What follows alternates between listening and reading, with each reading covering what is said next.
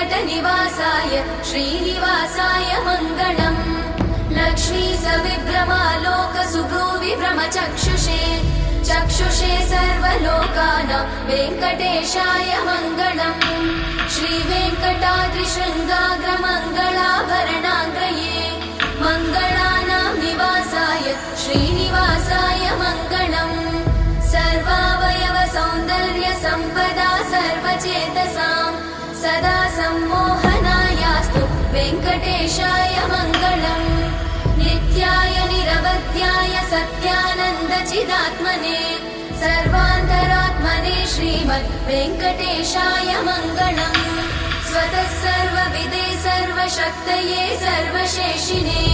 सुलभाय सुशीलाय वेङ्कटेशाय मङ्गलम्।